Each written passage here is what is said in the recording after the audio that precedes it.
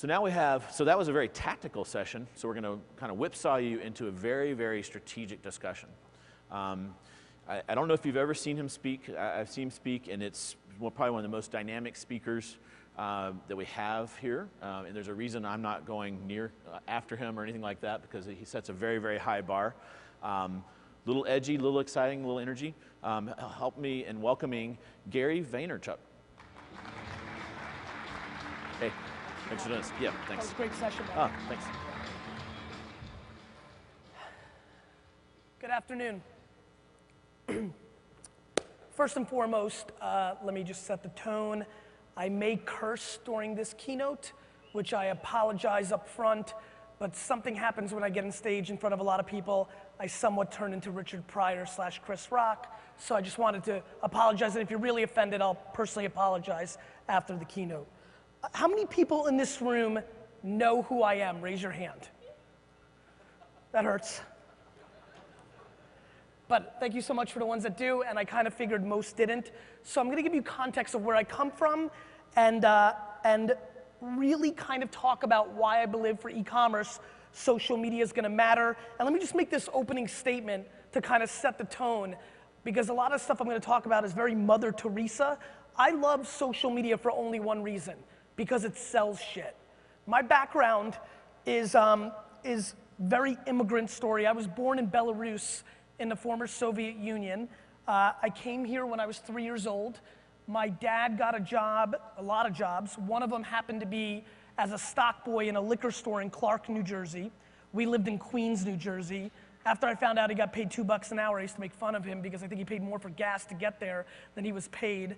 But clearly my parents were my heroes growing up in that system. Didn't know my dad until I was 14 when he kind of dragged me into the store. But what happened was my dad eventually became the store manager of that liquor store and eventually owned a small store in Clark, New Jersey, and another small store in Springfield, New Jersey. Anybody here from Jersey? Raise it up. Little Jersey love, I love it, thank you. We moved to Edison, New Jersey when I was 7 years old, and that's where my entrepreneurial career kind of started. I had an 8 lemonade stand franchise. Do you guys remember Big Wheels? That little kind of like bike thing? I used to ride my Big Wheels around Edison, New Jersey and pick up my cash from my friends that I made work my lemonade stands like I was a little Tony Soprano or something. So that was good, solid business. When I turned 11, I started a very major baseball card business. They were big during that time. And I was making $2,000 to $3,000 a weekend selling baseball cards in the malls of New Jersey. Which was awesome. I don't know about you guys, but if you have $30,000 in cash underneath your bed at 14 and you're not selling weed, you're doing a good job. So I was pretty impressed with my chops. I wanted to be the biggest baseball card dealer in the world. That was what I was gonna do. And then when I was 14, my dad kind of ruined my life temporarily. One day, I was getting ready for the biggest card show of the year, got all ready, stayed up at night, priced all my stuff, couldn't wait, paid $1,000 for the table. It was the Raritan Expo Center, the big one, the one I wait for all year. And I'm getting ready, and my dad walks in, he goes, "You're coming to the store." And I said, "Dad, I don't know if you know, but I have a huge show. I'm not sure how many of you in this audience have a Soviet father, but I lost that argument." So I drove 45 minutes with my dad to the liquor store, Shoppers Discount Liquors in Springfield, New Jersey. I cried the whole way down. And then I composed myself with 2 minutes before we got there, and I asked my dad how much he was gonna pay me, and he said, $2 an hour, and then I really started fucking crying. And for the next 2 years, I basically lived in the basement of my dad's liquor store. How many of you have seen the movie The Goonies? Raise your hand. You remember that one character, Sloth, that was changed into, that's exactly right. That's who I was. I spent 11 hours to 14 hours a day, every weekend, every vacation, every day that I wasn't in school, bagging ice for $2 an hour. So I went from making 3 G's a weekend, selling cards with my friends and hanging out with girls in the mall, to making $22 bagging ice in the basement of my dad's store, and that sucked shit. When I turned 16, I was finally allowed upstairs. And I started, dusting the shelves and all that kind of stuff. And that's kind of where my life changed and where it starts getting into the story of where I'm gonna go with you guys. one fateful day, everybody came in, started asking for the same wine, Caymus, Napa Valley, Special Select Cabernet 1990. It was just named Wine Spectator's Wine of the Year. And I couldn't watch all these people coming in asking for the wine and then leaving because we had sold out. So I decided to create a back order system, even though we didn't have one, but I didn't really care because I was going to school on Monday anyway, so I didn't have to deal with it. Next guy comes in, I go, can I help you, sir? He's like, yeah, do you have the Caymus? I'm like, no, but I'll take a back order. I'm like, your name, your address, phone number. I'm like, how much would you like? How many bottles? He goes, I'll take 4 cases. I was like, oh, fuck, an alcoholic. I was like, 4 cases? I go, are you having a party? And he goes, no, no, no, I collect wine.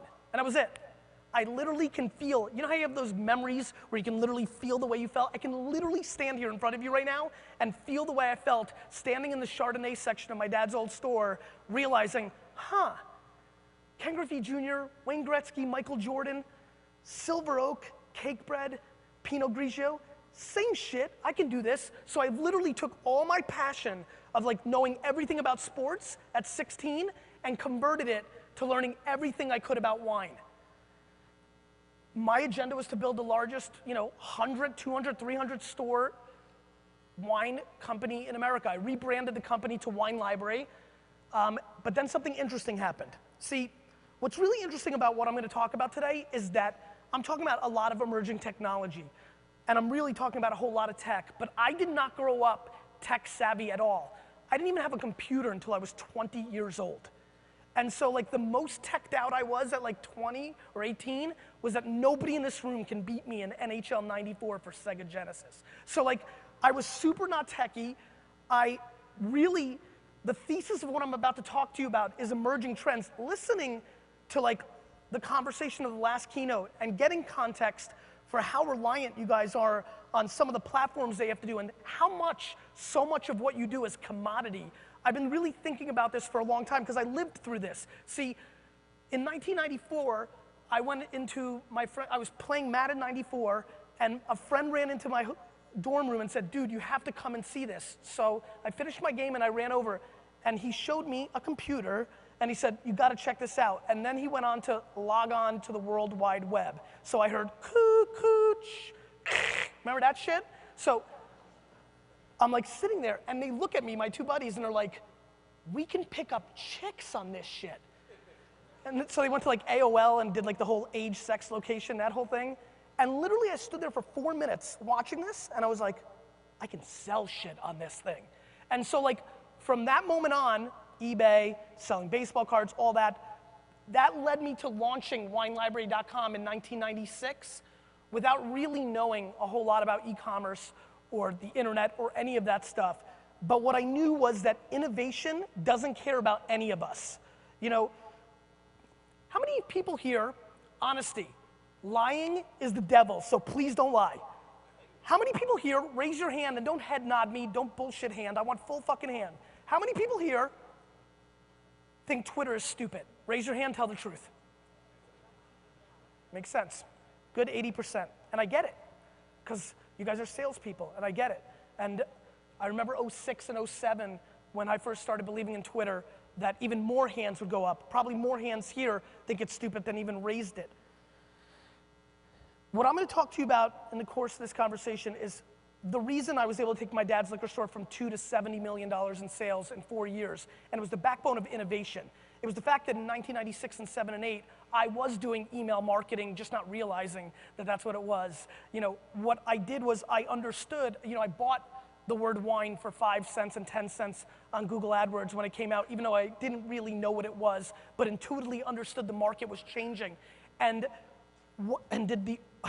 I remember one day in 1996, I came to my lead dev, I'm like, can we see the shopping carts that are full with stuff but haven't been submitted? I mean, like, this is what I lived through. I lived through e-commerce, I lived through brick and mortar, and I'm gonna tell you what happened in 05 in my career. After building a very large company, And then I'm sitting next to my developer and he's like, hey, check out this new site. It's called YouTube. And sitting there once again and remembering how I felt, the same way I felt when I heard cuckoo, chickoo, that shit, I was like, okay, this is gonna be big. And so in '06, I started a wine show on the internet called Wine Library TV, where I sat in front of a camera for 30 minutes a day, drinking 3 different wines, and hundreds of thousands of people watched it. Now, I know what you're thinking. You're really handsome and all that stuff, but fuck, that got the biggest laugh? Jerk-offs. I like you already. Here's what I'm concerned about. I'm concerned about understanding the context of this room, that you're using the platform that's your biggest enemy to move most of your product, right? When you think about that kind of stuff. What I'm worried about is a lot of people aren't focused on building brand equity. Here's what I'm really passionate about. I'm passionate about that you guys are worried that Amazon and then sooner or later eBay doesn't want to give you emails. Meanwhile, every single person's business and or subject matter is being talked about right now on the social web, and everybody here can go to twitter.com/search, search it, engage with the end user, and create context with the person that buys stuff from you. How many people here, and do not raise your hand because I'm gonna jump off this fucking stage, get your name and double check, so if you lie, I'm gonna call you out to my 1 million Twitter followers and crush your fucking business. So I'm just putting into context. How many people here use twitter.com/search every day to search their business, their Twitter handle, and or the subject matter of the products you sell, whether that's spokes, chains to a chainsaw, golf clubs, I don't give a fuck. How many people do it here every single day? Raise your hand. Not one of you fucking assholes. Yet, you and me and everybody else cares about one thing: customer acquisition. CPC, retargeting. How do we get them in? What are they worth? And the problem is, my friends, what the Thank You Economy is about, the book I wrote, where the world's going, is customer acquisition is becoming a commodity. We all have the ability to do quant work or use great platforms like this and understand what our customer is worth coming in. The opportunity for every person in this room is not about customer acquisition or trying to win the box or be the lowest price, because that's just a game to the race to the bottom. Your margins are gonna go nowhere and you're left with nothing. Amazon doesn't give a fuck about you, neither does eBay, neither does anybody, and guess what? They shouldn't, because this is fucking America and it's about business. They don't care about your problems. Innovation doesn't care about that. They want to do what's right for their business, and they should.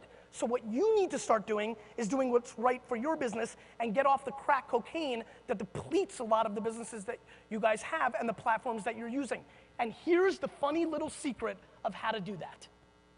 Actually giving a shit about your end user. We're so worried about acquiring new people that we completely forget and do so little to care about the customers that we actually have. We are so obsessed in business, in Americana, for acquisition that we spend so little time on retention, lifetime value, and percentage of wallet spend. We are living in a time right now where consumers are willing to give away data about themselves of who they are, not what they buy from you, in a way that we've never seen before. What blows my mind, knowing how good all of you are here in this room, understanding the context of this conference and what the software costs, this is not a Clown City crew. You guys have had success that allows you to pay for this product and do what you're doing. So we're not talking about people that are using a free product and are trying to do e-commerce. You guys know what you're doing, yet not a soul in 2013 in this room is sitting and doing marketing in a 2012-13 way. That is my mission, my excitement. I started a social media agency 3 years ago. We mainly focus on Fortune 100 companies, PepsiCo, GE, the NFL, Oprah Winfrey Network, that kind of stuff. But my mission, bless you, my sadness while I stand here on stage is that we continue to market and sell like it's 2005 in a 2012 world. Here is why twitter.com search is the single most important website to everybody in this room, yet none of you use it. In 2006, when I was building my wine show, Wine Library TV, and trying to acquire customers, nobody knew who the fuck I was. Shit, none of you know who the fuck I am. I went on a site called surmise.com, which Twitter later bought and is the backbone of twitter.com search, and I searched every term around the products that I sold. I couldn't search Gary Vee like I can do now because that's where all the conversation is and I have 1 million followers and I have plenty to do. I had to search Bordeaux and Pinot Grigio and Chardonnay and Cabernet and all the products that I sell. And in that search, what Twitter does, being the cocktail party that it is, people are talking about this stuff, and I engaged in. I jumped in and @replied them and started the conversation. See, the reason everybody sucks at social media marketing right now is because everybody's acting like a 19-year-old dude. They're trying to close on the first engagement. Let that settle in. I didn't see somebody say drinking a Merlot tonight and jump in and be like, hey, we got free shipping on Merlot if you want it, let's do it. I said, what kind? What are you pairing it with?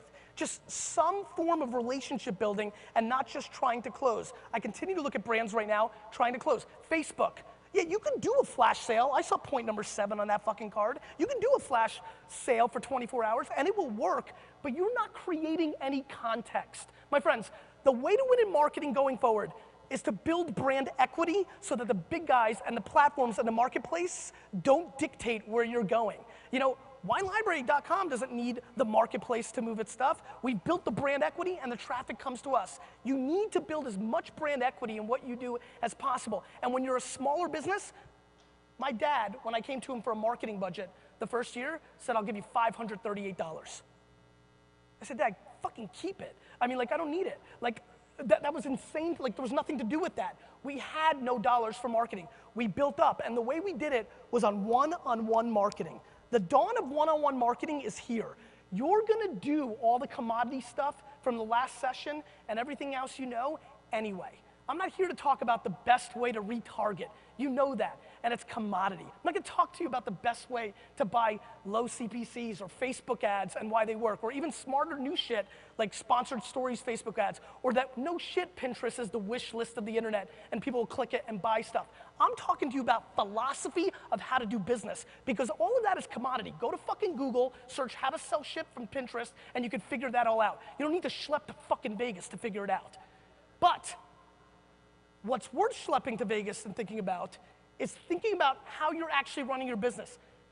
For example, WineLibrary.com, my wine retailer. We now call every single person with a human being that unsubscribes from our email list. Every person that unsubscribes from our email list gets a phone call. And luckily for me, Jersey's one of the 3 states where you can record phone calls without telling the person on the other line. I'll let you figure out why that is. So I actually listened to the MP3 files from my staff on some of my flights. It is amazing to see what goes on. People are dumbfounded, because here's the phone call. Hey Craig, just calling from Wine Library. We're sorry to see that you unsubscribed from the list, but thank you so much for being on the list for the last 18 months. We hope some of the Pinot Noir that you've bought has treated you well, and if there's anything else we can ever do for you, we'd love to have your business and let us know. And you can literally hear the person on the other line waiting for the other shoe to drop, waiting for the, and if you buy now, we'll give you free shipping. Or if you come back, they're waiting for the hook. We actually even have almost 10% of the people that we call us back and apologizing because they were so caught off guard, they were just waiting for the other shoe to drop. On top of which, 48% of the people that we call ask to be put back on the email service. Half the people that hit unsubscribe, go fuck yourself, I don't like you anymore, because of a 3-second phone call, say, let me be back on. And here's where it gets really interesting. They spend 70% more with us in the post 6 months of that phone call than they did in the prior year of that phone call. These are people who unsubscribed. By taking any time to actually give a fuck about them, we were able to reconvert half of them and then get a bigger spend against it. See, here's what I know, my friends. In the new world of internet marketing and business and the future of e-commerce and just branding and sales, your grandparents' DNA is more positioned to be successful than you are because they lived under small town rules. You know why there's a baker's dozen? Because the baker gave a fuck. You know what happened when you used to walk into the butcher? He started to cut your meat as soon as you walked in because he had context for you. What social media is doing in a Facebook and Twitter world is replicating that at scale, yet, especially in e-commerce, we continue to bet on the arbitrage of buying consumers, understanding their lifetime value, and profiting against that. Which, oh, by the way, I will say again, right here and there, now, super into it. Massive commodity, and you're not the only one that understands that. So what happens? The prices drive up and the value drives down. We're also living in a crazy different world of consumer expectation. I call it the free shipping rule. 1997, early 98, winelibrary.com, we did free shipping. We did free shipping and we sold wine over that 7-day period like people thought the fucking cure was inside of these bottles. I was packing orders like for 3 weeks. It was absurdity. One guy places an order for 12 cases of wine. In the notes, he says, Wine Library, thank you for doing this. I bought this wine for my daughter's wedding. Me, living in the thank you economy back then, I saw the note, I was packing that order, call him and tell him I want to send him, Jim, thank you so much for the 12-case order. I'd like to send you a bottle of champagne for you and your daughter to enjoy during the wedding. When is it? Where can I send it? He says, no, Gary, my daughter's 12 years old. I go, what? Yeah, dude, my daughter's 12 years old, but this deal is so sick that I'm sticking this wine in the basement until the wedding. Now, you assholes, because of amazing things like Amazon Prime and everything else, we don't buy anything unless it's free shipping. Quick shift. We're living in a time where technology is moving at a speed that we cannot understand. Guys, this is the biggest culture shift of our time. What we're living through with this social media revolution, with the Facebooks and Twitters of the world, is astonishing. I mean, how many people here, don't lie, lying is the devil? How many people here said the following thing 5 years ago? Maybe 6 years ago? Maybe you said this 3 years ago. You might have said it to yourself. As a matter of fact, if you said the following thing, I'm gonna ask you to do a favor. Please do this for me, and I know this sucks, but it's good, circulation in the legs. If you said the following thing, I'm gonna ask you to stand up. Just do it for me. Good old Gary, I appreciate it. Don't be a jerk off and get lazy and sit in your seat. If you 3 or 4 years ago, or any time in your life, said to a friend or to yourself the following thing, please stand up. I'm not getting on Facebook. Why would I ever go on Facebook? That's for kids. I will never, ever be on Facebook. Stand up if you ever said that. Don't lie, lying is the devil. Please, I'm gonna wait. There's a lot of fucking liars in here, I'm waiting. Get up if you ever said that you're not gonna be on Facebook. Just curious, if you are now on Facebook, please sit down. Okay, first of all, keep staying up, sir. Sir, are you on Facebook? Keep staying up for 1 second. First of all, let's clap it up for these 11 people.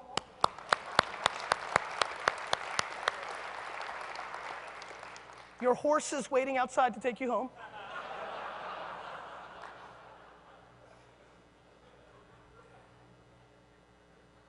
We as people say we're not gonna do things and then we do them.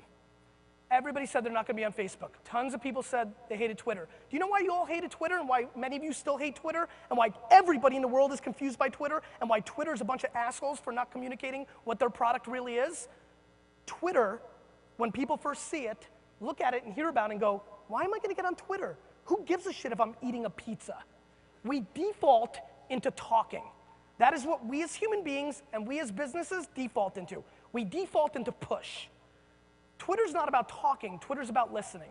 If I replicated what I do on Twitter every day by searching terms, engaging in conversation, and then converting them into my ethos so that I can remarket to them, if I did that in real life, it would be a disaster. If Budweiser, right now, searching people talking about Bud Light's new flavor and engaging with it, if they did that in real life, if me and my buddy were sitting on my couch in my apartment 4 years ago talking about Bud Light, and then the doorbell rang, and I opened the door and he said, hey, I'm John from Budweiser. Heard you hate Bud Light Lime. We're really sorry. You should try Bud Light Orange. 2 things would happen. 1, I would punch him in his fucking neck. And 2, I would move out of my house. Yet, Today, if we as businesses do that within Twitter search, we're heralded for amazing customer service. Fact of the matter is this, my friends, and this is just the truth. And oh, by the way, it's for me too. By the way, I might be talking, but I'm sitting with you on this. Fact of the matter is, we don't give a fuck about our customers enough. Period. I don't give a fuck what any of you say, I just know it. I watch it every day, I look at it all the time, and we spend all our time and efforts thinking about the acquisition and the retargeting and how to be in the box and all this shit. And meanwhile, you guys have fucking customers that all you care about is that they bought something and that you re-email them something and you hope they buy something again, and you're creating absolutely no contextual value in the relationship with those people. It is asinine, it is insane, and in a world right now that we live in a Facebook economy, in a Twitter economy, in a share word of mouth on steroids era, word of mouth is how we do business. You all know it. You've done plenty of business because of word of mouth. And we are now living in an ecosystem where word of mouth is at scale. Word of mouth, bless you. You held that one off. That was good shit. Word of mouth is now at scale. Word of mouth is now an infrastructure. How many people here who are on Facebook have reconnected with somebody on Facebook that they had not talked to in over 5 years, but they've reconnected because of Facebook? Raise your hands. Almost all of you. How about 10? Raise them. 70%. 20. Own it. 40%. 30. I love the honesty. 40. Thank you so much for admitting it.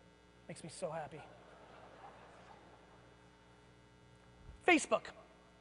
See, we've all agreed that communication, all these other things have been going on. We all agree that the music industry has been disrupted by technology, right?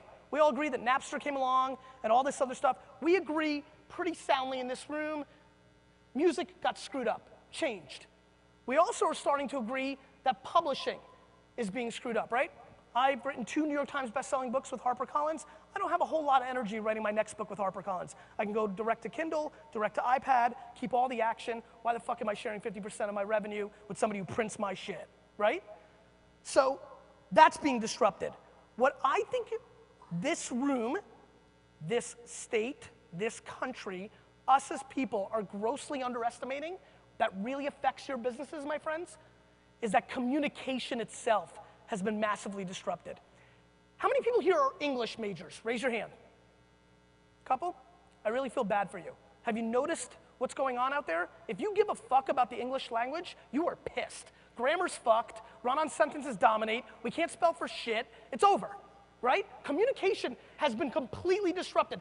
Think about how many of you in here have said things like, LOL. Big fucking grown dudes in here are OMGing on their fucking phone. Communication has been disrupted. The way we communicate has been disrupted. How many people here are parents or have nieces and nephews of somebody that's between 11 and 18? Raise your hand, just for context. Good amount. So you're gonna remember what I'm about to talk about. Remember 4 or 5 years ago, maybe it was 3 years ago, when you had that big argument with your child, when you said, little Danny, I don't give a fuck how you text with your friends, but when your father calls, pick up the fucking phone. You remember that? Just curious, how's that working out for you? And it's not because little Danny or little Karen were so smart, it's just that they had innovation on their side. We are living through times where the innovation is coming at speed, and we are living in a world where we will listen to the context of our friends, to the recommendations. Guys, I haven't bought a single thing from a Google search or a Yelp review in about 2 years. Every time I make a decision to buy something, I tweet it or I Facebook it. See, we are not playing the chess moves. Listening to a lot of the tactics and the things we do today, we're playing very much in like what's happening, not what's about to happen in the next 12 to 24 months. If you start looking at the way communication has been disrupted, back to what I was just talking about, our friends on Facebook are saying things that they would have never picked up the phone and called you about. Have you noticed that? Have you noticed on your phone when you're looking right now, when you're in Facebook feed, that friends are talking about stuff that nobody would have ever picked up the phone and called you 5 years ago to say, Tropicana orange juice is delicious in the morning. Meanwhile, there are millions of tweets and Facebook status updates every day around that. We are getting into a place where we all are propelling and projecting conversation and creating context about products and services. If you look at what Google is doing with Google Plus and layering on top of it, that's where this is all going. Either Google successfully puts social on top of search, or Facebook successfully, takes social and brings up search. We are much more interested in buying shit that our Aunt Fran told us about or my best friend told me about than being cookied, followed around, and pounded with a Groupon ad until I submit. These are very human dynamics. Everybody right now is playing very much in an IQ game. And again, I'm repeating again, because I really have no interest in my purpose and my concept to be lost. I'm thrilled for all the stuff you have to do. I'm very practical. I came from an immigrant family. Like, we had to make money to like survive. Like, I didn't grow the wine business by like thinking of like hugging my clients. But our retention of our clients is staggeringly above the market.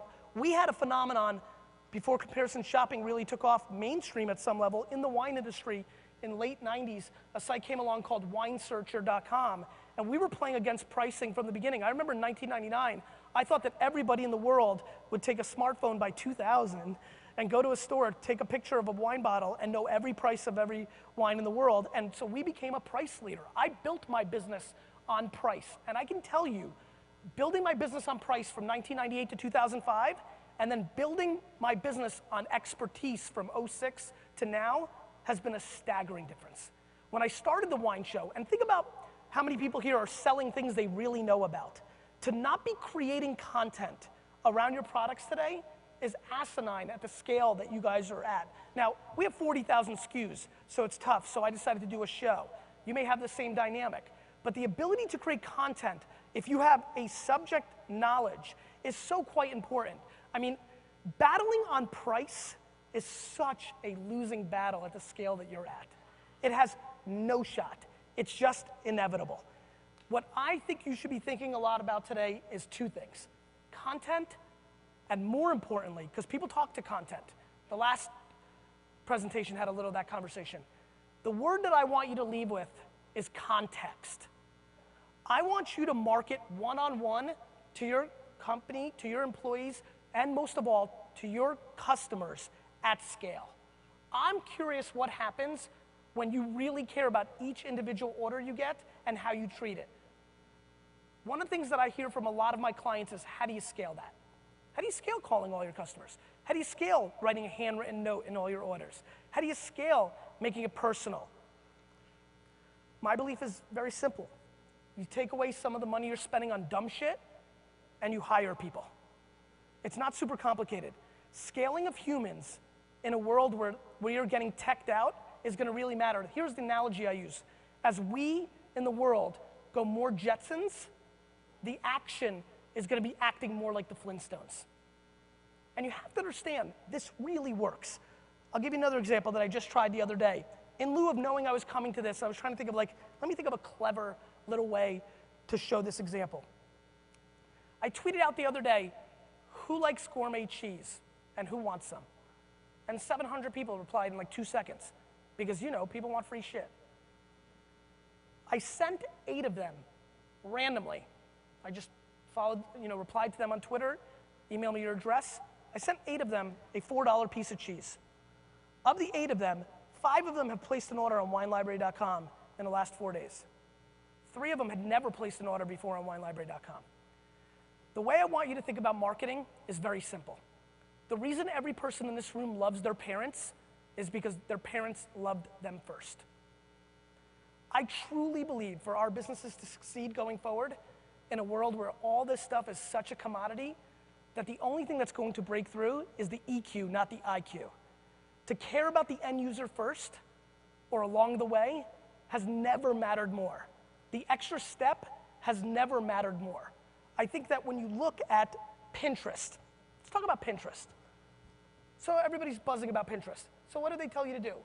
Put pictures out of your shit so people click it and come back to your product page and buy it. Fuck that. How about this world? How about searching Pinterest for people that have already pinned something that's around your ecosystem, including maybe your own product, and rewarding them or discounting them? Or how about flat out giving it to them? See, I actually am quite handcuffed in the business that I come from, because in the wine business, alcohol, you're not allowed to give away free product. It's against the law, which sucks. A lot of the businesses you're in, you're able to do a whole lot more. But the problem is, we default into what's good for us. QR codes. You guys know QR codes? Do you know why QR codes will never take off? Because the first 100,000 people that did anything on QR codes, when you click the QR code, it was in the best interest of them. Brands put out videos of commercials for them. Now, yes, there's self-taught stuff. I heard a good story here, show you how to assemble it, great stuff, fine. But it's gonna be something else that works, because the whole space did what was good for them, not what was good for the user. We are living through unprecedented times, big shift. Please understand that Facebook, Twitter, all this stuff, 7 years ago, none of this stuff existed. None of it existed. This is all happening extremely quickly. As a matter of fact, the internet itself, I mean, consumer web is 17 years old. The whole thing, the whole fucking kit and caboodle is 17 years old. It's only been 17 years since we all heard that and fucking AOL spammed our actual mailboxes with CDs and paid fucking, remember we all paid $4 fucking a minute for internet? What the fuck, you know? 17 years, I mean, the internet is such a baby. Social is a complete baby. Mobile is going to really impact your business, because we don't have time. And the thing that we like even more than price is convenience. So if you're like taking a shit or waiting for the bus, or whenever you have a few minutes, you're gonna be shopping on your mobile device. So the way you're looking at mobile in your business is going to matter to every single person here. But the biggest thing, the biggest culture shift, because for the last 100 years, everything when it's come to marketing has been push. We started with radio. People used to stand around shit like this and listen to the ball game. I mean, they used to listen and be like, oh, this is some brain. They fucking listened to a box. Then we went to television. That was a big shift. Print, push, television. We disrupted content and we pushed. Same as we did with radio. What's billboard? Push. And let's talk about billboards. By the way, probably most of you at your size are not buying billboards, but can we please debate the culture shifts? Do me a favor. When you go home from this trip, when you're driving, look at 3 or 4 cars while you're driving. Just try to remember this. Watch 3 or 4 people while you're driving. I guarantee 2 people are looking at their phone while they're driving. Oprah's right. It's dangerous out there. So wait a minute. You're telling me people should be spending money on billboards to market to people? People aren't looking at billboards. They're not even looking at the fucking road anymore. Every person in this room, no matter what you sell, is in the same business as I am. Customer attention. We are all battling for attention so that we can tell our product story. We default as businesses to push it down the throat. Banner ads, Facebook ads, search, trying to be at the top of search engines. All this stuff that there's a huge commodity battle for, and you're up and you're down, and you're at the mercy. Meanwhile, there is an enormous, massively fertile conversation socially going around our products and our businesses, and we continue to stay out of them. Businesses that gave the best presentation, what I'm doing right now, the company that gave the best presentation on television, print, even when the internet came along, what happened? We decided to ruin the right side of every website by putting an ad there, right? And then email services, push, push, push, push, push. For the first time ever, we have the ability to pull people out. Companies that gave the best presentation used to win. Had the most money to give the best presentation, you won. Companies today that work the room the best, the cocktail party, have the biggest upside. To not be in a place where you're putting out micro content on Tumblr or Instagram to build awareness for your product. To be in a world where you're not replying to everybody that's leaving a message on your Facebook fan page. You know how you get Facebook fan pages to actually work for you? You actually use it as something that's good for the customer, not good for you, you fucking jerk-offs. And I'm talking to myself too. Because that's what we did. We pushed. Marketers ruin everything. Here's my story. 1998, Wine Library email service. We did it 1 day a week, the Wine Library email service. It was crushing. Then one day, I'm such a genius, I'm like, what if we set it on Thursday too? What will happen? Guess what happened? We sold twice as much shit. So then I was like, wait a minute, why don't we go to 3 days a week? And we went to Monday, Wednesday, Friday. Guess what happened? We sold more shit. And then we went to Monday, Tuesday, Wednesday, Thursday, Friday. And guess what? We sold tons of stuff. But we started slowly but surely deteriorating the company's relationship with the end user because we were in constant push mode. And then I had my big epiphany. People go on the internet on Saturday and Sunday, right? So we went to 7 days a week. And we lost the relationship. If you look at most of the fan pages of the people in this room, and most of the fan pages on Business Today, it is a full-pledged push email service driven economy. Nobody's actually engaging with the users. Nobody's actually asking anything for the users. Nobody's creating compelling content for them to actually share it. We continue to think about what's good for us, and we continue to neglect customer service as an offense. I sent a focus group the other day. 27 different millennials came in and were asked what their favorite brand was. First gal walks in. What's your favorite brand? She goes, Land's Ends. I was like, what? And I was expecting something completely different. And then she goes into a story of how she left her coat at a bar, and it was the last coat of the season, and she couldn't get it, and she called the bar, and it wasn't there, so she called Land's End, and they found one for her in some random warehouse and made it available to her. And now this is her favorite brand. We went on to sit down with 27 individuals. Of the 27 individuals, only one person did not tell a customer service story as to why they loved a brand. Guys, we have become so cynical. Think about your lives, right? I think about it too. Like, we're cynical. Like, we don't expect real service. We don't expect people to really care. It's hard. Everything's so fast, so intense. Stopping and showing any effort for the end user is becoming the battleground. Customer service as media, customer service as an offense is a real opportunity for all of us. You're gonna have to continue to do all the other stuff that you're learning here. You're gonna have to continue to arbitrage and acquire customers and try to understand their lifetime value. But I'm telling you, as having Living Social as one of my clients, customer retention is the game. Holding on to them is what really is going to matter, because we're all gonna map how to get to them. We're all gonna race to the bottom of price. We're gonna all offer free shipping. We're gonna all create these customer expectations that we want. But using the phone numbers, I mean, listening to the story of you guys, like, I didn't even know this, that Amazon doesn't give you the email. You don't even have the relationship with the end user. That's fucking nuts. I mean, like, where are you going? So, you know, back to the gentleman who, or I'm sorry if it was a woman that asked the question, I just didn't hear it, but like said we put something in the box hoping to retain them. Makes sense, but gamification, you know, like in a world of like, you know, Zynga and all these Facebook things. Do you know the average 25 to 45-year-old female started to spend up to 4 hours a day on Facebook? Do you know what's happening with mobile? Do you know second screen? How many people here watch television with at least one device in front of them? Laptop, phone, or iPad? Raise your hands. Almost all of you. How many people here watch television with at least two devices? Phone and laptop or iPad? 60, 70%. How many people here watch television with three devices? Phone, iPad, and laptop? Raise your hand. All right. You 12 are sick as fuck. Need help? Me too. It's disease. How many people here DVR the far majority of the TV shows that they consume outside of live sports? Raise your hands. Almost everybody. How many people here, when they watch those shows in 2012, we're now into April, 4 months, how many people here have fast forwarded every single fucking commercial? Raise your hands. Meanwhile, the brands that I represent continue to pour tens of millions of dollars to reaching you, but none of you are actually consuming it.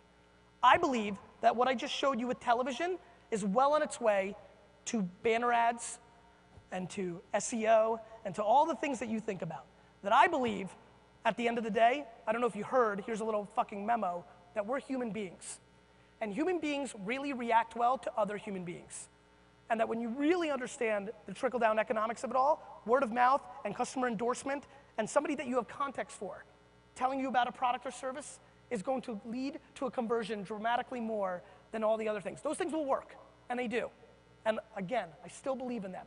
But the problem is everybody's going all in on that, and none of you are playing any of the defense or offense or ever how you want to look at it. We're 100% in arbitrage, commodity, IQ marketing, and we're spending little to no time on the EQ, the personal service, and that stuff. And that's all I'm asking. As a matter of fact, I'm gonna sit here and rant and shoot from the heart and curse my fucking face off, but I know that 99% of you aren't gonna do shit about it. I'm just hoping that 3 or 4 of you do. Because I can tell you, here's what happened to our business. We used to run on 13% margin. We now run on 24% margin. Guess what? That matters. It really matters when you do $70 million a year in sales. And so, how does that happen? Easy. We didn't become reliant on Wine Searcher or Google search, product search or things of that nature. We became reliant on creating an emotional relationship of wine library with the end user by creating content, by answering do you know what it feels like to answer what wine goes with fish 64,000 fucking times? It sucks, but I fucking did it. And that's why I have people that actually watch me. As a matter of fact, my first book called Crush It, the reason it sold so well, came out, it was a New York Times best-selling book, and it came out of left field, and everyone was like, how did this happen? And my first interview with New York Times about how it happened, I said that I guilted my fan base into buying it. You like that? That's some good shit, right? I guilted it. Because all I did for 2 years on Twitter was I answered questions about wine and business and entrepreneurship, and I just gave, paid forward, gave, and then I went in for the ask. Meanwhile, all of our businesses continue to ask. We need to flip it, I'm telling you, because the other stuff you do is faceless, emotional, has no emotional impact, and is a commodity. You can hire an amazing quant person right now and acquire customers all day long, understand the cost of them, the value, and keep converting it, and that's great. The back end of keeping them and creating word of mouth and affinity is where your businesses are going to thrive. I implore all of you. How many people here have a Twitter account for their business? Raise your hand. Of those people, truthfully, how many are really using it? Raise your hand. And knowing that about 12 to 15 of you are really using it, unfortunately, based on never going on twitter.com/search, you're not using it as effectively as it can be. Twitter's not broken, the way we use it is broken. What's the ROI of a piano? For me, nothing. I can't play it. For Elton John, a fuckload. That is how Twitter works. If you don't use it properly, you're gonna get nothing out of it. Facebook fan pages are the single most important place for you to push out content in the world. If you know anything about how Facebook works, the share button in a Facebook world has never been more important. The ability for that to explode your impressions is uncanny. To give you some content on this, we have a community that we manage for a client that has 500,000 fans on it. We put out a really interesting post the other day that got 290 shares. It got 600,000 impressions. 250 of them came from the actual community, the 550,000 people that are there. 350,000 of the impressions came from just the 290 people that shared it. That's real data. So I continue to implore you to understand that we're in push mode and we need to be in pull mode. That the human touch has never been more valuable. That calling and thanking people for business is important. That actually running your numbers and not only taking care of your top 10 customers, but scaling down. Why don't you take $15,000 away from Google and their AdWords and pour it into a person or two's time into actually retaining the business you already have? These really matter. Every person in this room has bought from a service or a product because of 3 major things. 1, price, and that's been established, and you'll be talking about that before my talk and after my talk. Knock yourself out. 2, convenience. We're lazy. I'll pay $9 for milk if it's across the street all day long. But 3, and the one that's most important to this room, context. You've bought something from somebody before because your friend works there, because your kids go to school together, even when you know the price isn't the best. And if that context is actual service and actually caring about your customer, it can really matter. And we are living in a world, in a twitter.com search world, in a Facebook fan page world, in a world where we can actually scale this. I do my best engagement in my underpants at 4 o'clock in the morning. I couldn't do that back in the day. I couldn't go to everybody's house and have a wine tasting. But now at scale, I can create that context. And I have relationships with people in this room that I've never met. 5 or 6 of you have been tweeting me, waiting for me to talk. and I feel like I have something with you even though we've never really met. There's real context going on in the trenches of social, but retailers, practical business people like yourselves, poo-poo it for one reason. Actually two. One, it's hard. One-on-one marketing is hard. It's so much more fun to find that secret string of 3 keywords that converts real well. Sure feels awesome while you're sleeping and you're converting, right? That's fucking great, right? And two, it takes a totally different mindset. It's a totally different DNA and mindset about how you attack your business.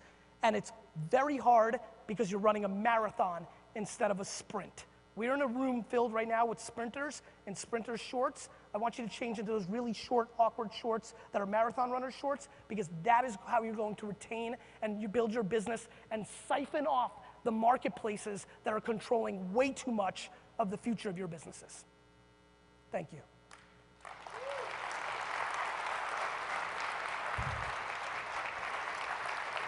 Thank you. So knowing that you guys are business people and retailers, I decided to leave a good amount of time for Q&A, because great for all this rah-rah shit up here. Let's get into the trenches. Ask me a real fucking question about social media and I'll give you a real answer that you can actually practically execute and block and tackle within your business. Yes, dear.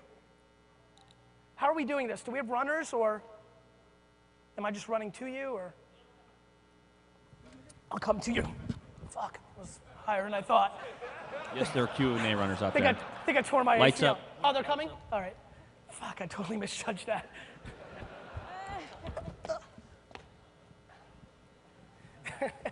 Yes, lights. I want to see their faces. Thank you. What's your name? Christina. Hey, Christina. How are you? Great, great. Cool.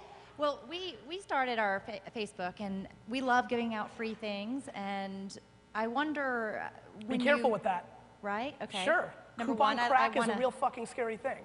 Okay, that's number one. So what do you sell? Handbags, shoes, and accessories. Awesome. Okay. So when we do that, you want to get a response, right?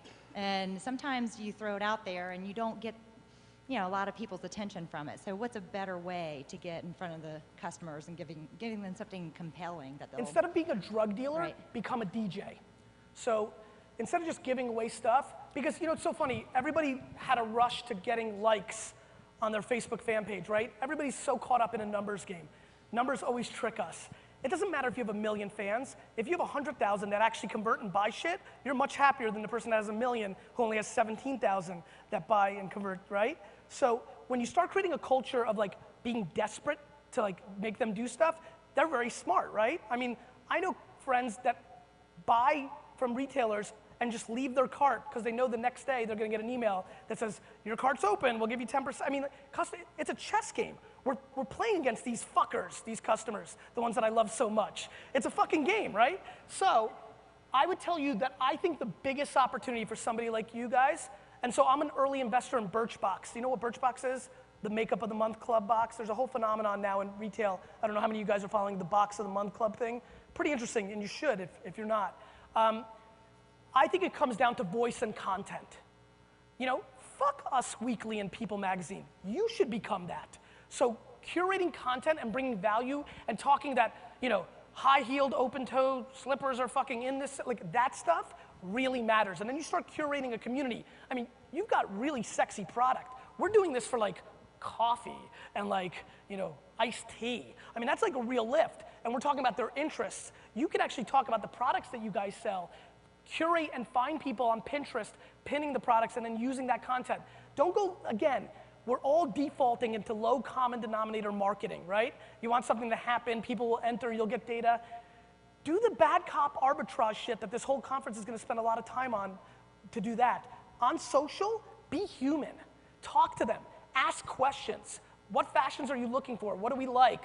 Review, who wore it better? Like, become a content player, because it brings awareness. All of a sudden, like, oh, that's cute. Oh, where's this? Oh, this is a site. That by accident business is a real business. Will it convert as efficiently as a CPC ad? No, but it comes from a totally different valuable customer. That CPC or price comparison shopper is a one-time, it's like tonight. A bunch of you are gonna go and get drunk, and this town's fucking ridiculous, and you're gonna have this random hookup. It's gonna be weird or fucking awesome, whatever. But you're not marrying any of those fuckers, right? What I'm trying to do is marry customers, and that's a whole different way to go about it. Cool. Questions? Yep, right here.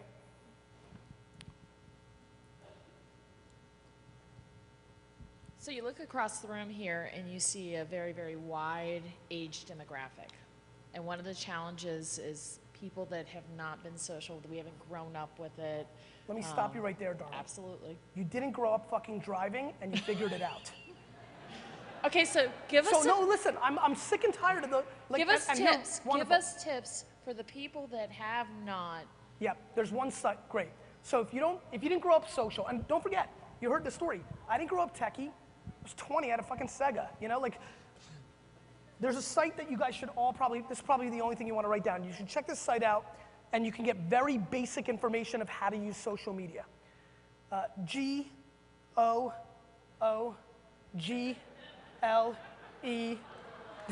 I love, dude, you went the whole way. That makes me so happy. I was like, when's he coming up? L, you were still there. That's some good shit. My friends, content information is a commodity. I'm putting out shit for free all the time, and so are millions of other people that have been successful. Like, what tip do you want to know? Like, do you know how much smarter all of you are than the people that are social media experts? You've built an actual real fucking business. The problem is, you're too far that way, just like I was. We just need to, you know, if you just remember what the fuck we actually do, which is selling shit to people, like, you can actually change your mindset and be like, oh yeah, the people, the ones that, like, we want to buy from us again, or maybe tell their friend to buy from us. It's just a mindset shift. There's no magic thing. You guys come up with such better marketing. Listen, the first day on Pinterest, I was like, pin and win. I got more pins than anybody. Pin this wine and you win. I'll give one person a bottle. We all default into our tactics and our selling ability because that's what we do. I lied to you guys earlier. I told you that my first business was lemonade stand because I was embarrassed. My first business was when I was 4.5, 5 years old. I used to roll up on people's yards, rip their flowers out of their yard, and then ring their doorbell and sell the flowers back to them. That's my DNA, right? But what I realized was, in a world where everything is transparent, we're in a totally different world. It's not about the New York Times or 2020 or Dateline rolling up on you. Everybody's got a voice. Everybody's building your brand and talking about your brand. In that world, giving more to them really matters. I mean, that's just the game. We lived through a world where it was awesome being a retailer. Everything was decentralized. Everybody went to the suburbs. The collective voice of the consumer was never weaker than it was in the 70s, 80s, 90s, and early 2000s. We're going back to small town rules. They have a collective voice. It's real hard to get away with stuff now. All of it. But price is not going to be the only determination. And there's so many things we can do. And so twitter.com/search, if you can get into that regimen, you would be shocked on what happens when you start having real relationships. 30% of the people that I @reply follow me. 30. Can you imagine being a business and hiring 4 or 5 people to do that at scale? Matters. And they come in the right way. You cared first. Back to why you would do anything for your parents. Questions? Yep, cool.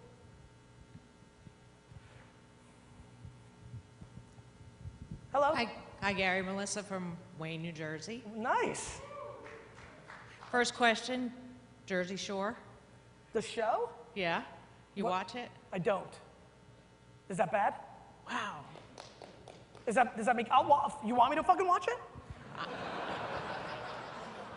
Not anymore, actually. You missed it. It's gone. You missed the boat on that I know, one. it's over, right? Yeah, it's I'm actually gonna be weird. I'm gonna go rogue and watch the last season when nobody gives a fuck.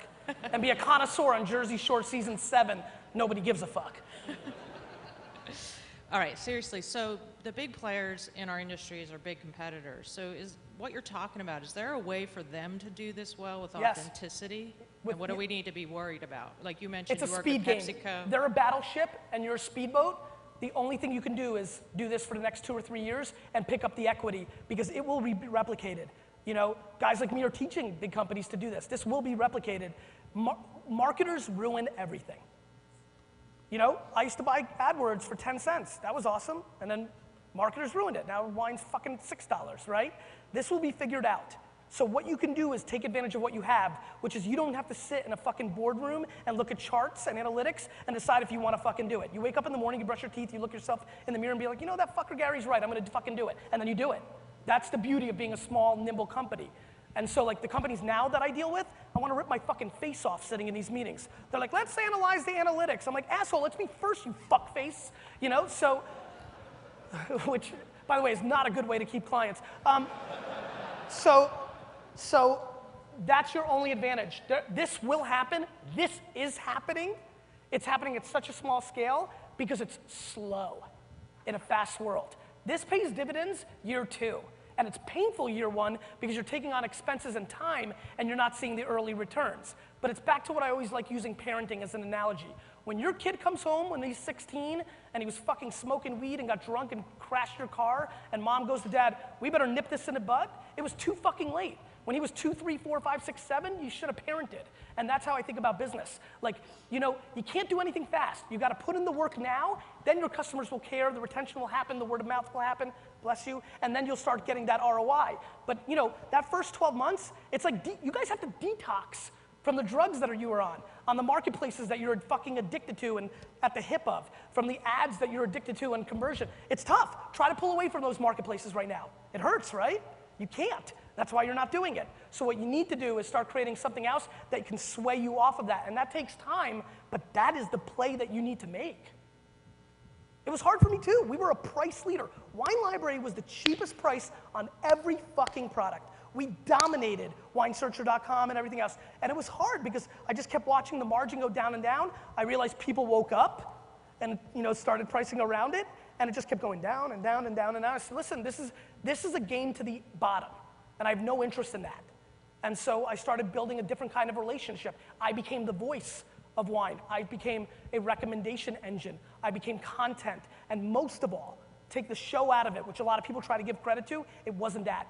I started really, really giving a fuck. Do you know what a customer feels like when you call them 2 days later after they bought wine and said, hey, that Zinfandel that you bought, you may want to put that away for 3 years because it's a little young right now. And that Chardonnay, make sure you pair it with salmon. Do you know how good that feels? Especially when it's a human being, not an email?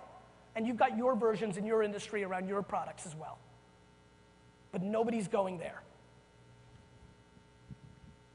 Because we're in America, we want more and more and more. We want more customers, more and more. We're not thinking about that retention. Hi, I'm Shayna from drugstore.com. How are you, Shayna? Good, how are you? Awesome. I actually did meet my husband in Vegas, so that does happen.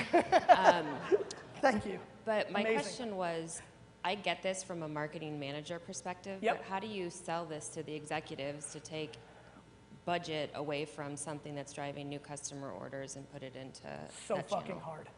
Hard. It is. It's extremely hard. Because the problem is, most of the people at the top are old white dudes and they're fucked in their thinking. I'm being dead serious. They're very stuck in their, you know, they're golfing on fucking Tuesday, or they're working hard and they want to do what's tried and true because you're comfortable with it, right? I mean, you should have seen the conversations I had with my dad.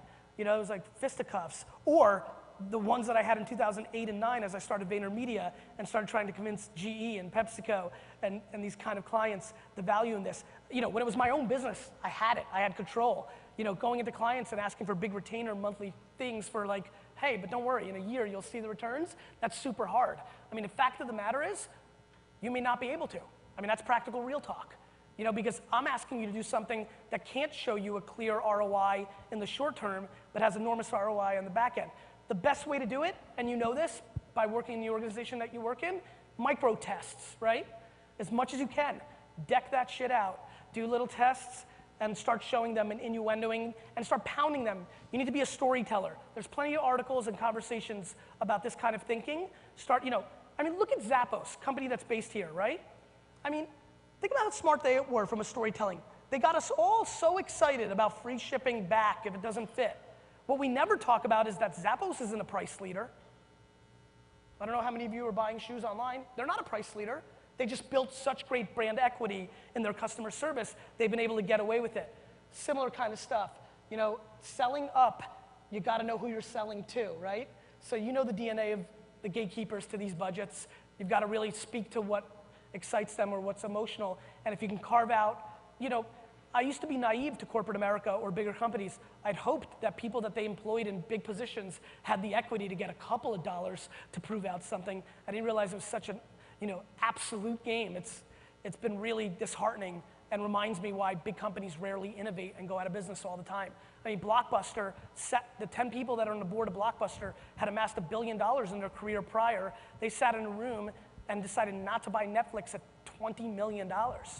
Those fuckers put Blockbuster out of business, And so I just don't understand why people don't understand that innovation is the only way to survive.